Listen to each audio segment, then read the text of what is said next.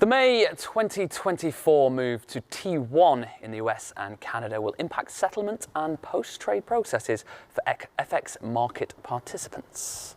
To prepare for this move and ensure timely settlement, they'll need to execute existing manual processes more quickly or alternatively automate post-trade processes. We can speak now to Keith Tappell, of course, Chief Product Officer, who is part of the team at CLS, engaging with the market participants to understand and address FX post-trade implications with the transition to T1. Keith, thank you so much for joining us here on Cybers TV. I hope you've been enjoying your week in Toronto so far, as much as the rest of us have. Let's get straight into it. For those who might not be familiar, could you briefly explain the significance of the move to T1 for US and Canadian securities and its implications for the FX market? Certainly. So I think it's just worth looking through some history, right? The move to shorter settlement cycles for securities has been a long time coming. The move to T+1 is further driving potential benefits for investors and reducing risk. I was reflecting actually only a couple of days ago, and the first equities I bought in the UK, I believe it was T+5, right? So I show my age slightly there. But look, it really is about shorter settlement cycles, and that's going to put strain on trading and operational processes. And what does it mean for FX? Okay, we've got a shorter settlement cycle. You're losing 24 hours. It's from T+2 to T+1.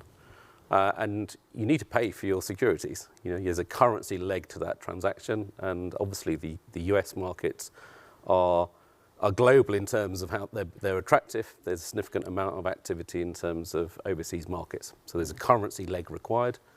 And those transactions are going to need to happen in a shorter time frame to buy for, you know, to pay for the securities, or to, if you're selling securities, to get back to your home currency. And it's going to require some industry collaboration to ensure a smooth transition. Can you just talk a little bit about the importance of that piece? Absolutely. So if you think about the asset management community, for example, you know, they have a vast number of service providers. So you know, it's particularly the asset management community that's going to be impacted by this change. We're going to have to see collaboration, financial market infrastructure sites like CLS, obviously the likes of DCC in terms of the work they're doing, but all the service providers in terms of the full chain from pre-execution all the way through to settlement need to be part of this process. We've set up some advisory groups at CLS as part of that with our members. We're in contact with a wide range of industry bodies. And I think the real issues are now starting to really crystallise out, and people are now looking for solutions or working through the solutions. How has CLS been able to participate, anticipate and support the T+1 trade flows before the industry-wide shift in 2024? So I think it's really important to note we do support T+1 settlement today, and we have done since the inception of the CLS settlement service. Our cut-off in terms of submissions is in US hours, it's 6 p.m. Eastern Standard Time. And of course, you know, that's the pinch point at the moment, right? We're thinking about a situation here. We know the situation is many firms trade at market close, the equities market close. And so logically, then you've got, you know, a couple of hours to get the full life cycle from an FX standpoint done so you can settle your transaction. But so we support T+1, and we're open to submissions until those timeframes. One of the things we are looking at, and it's a recent development, is whether those timeframes could potentially be adjusted. But we have to be very careful about moving anything, because we settle at CLS settlement about $6.5 trillion worth of value every day, and that's a big number. There's lots of zeros there. Yeah. So anything we do needs to be very carefully considered.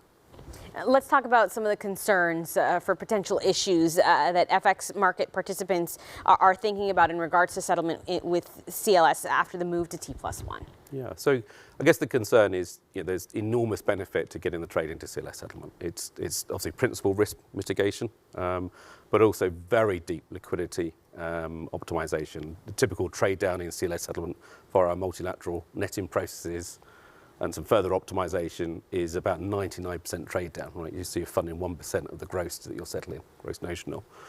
So there's a real concern that people don't want to lose that benefit, right? That benefit's totally aligned with public policy, safer markets, safer FX markets, settlement risk, etc.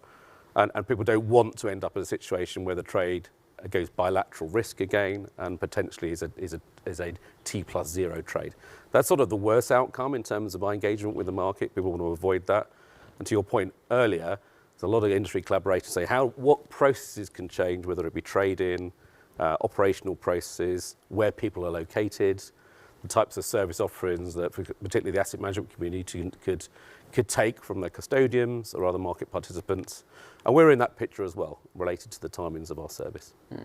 To what extent does the shift to 2+1 affect current CLS volumes and values? That's a great question. So we've done an analysis quite recently to say, okay, what could it mean, right? What could it mean in terms of the totality of the values we settle moving potentially outside of the timeframes that we operate in? Because you're losing more than just 24 hours. You're losing a bit more than that because of custodian cut-off times.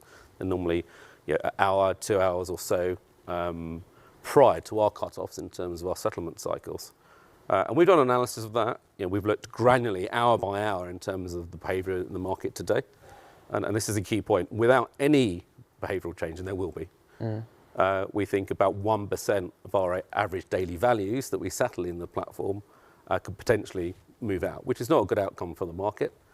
And that sounds like a small amount, but it isn't, right? That's about 65 billion of gross notional that could potentially be in the bilateral market, whereas today it's very safely settled in CLS settlement. So we're not underestimating how impactful that will be, and that's why we are part of an industry conversation about how we operate and the broader picture in terms of market change.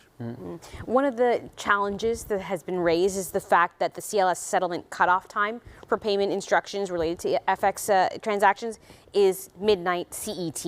And some market participants are indicating that this may be a concern. Is that something that's being reviewed by CLS? It is. It is something we're looking at. I mean, as you rightly point out, that midnight equates to 6 o'clock Eastern. There's that 2 hours there. Could it move it a little bit? Maybe an hour makes a big difference. And so we're looking at that.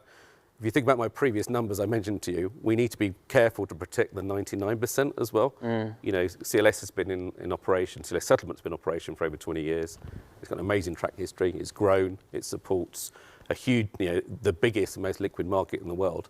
And so anything we do needs to carefully consider the risk in terms of the totality of the system.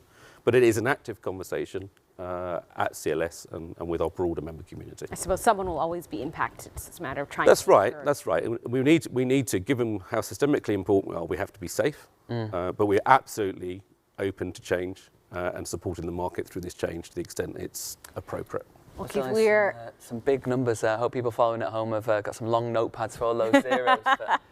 Very interesting conversation, of course. So thank you so much for your time, Keith, joining us on Sibos TV. I do hope you have a fruitful couple of days left here in Toronto.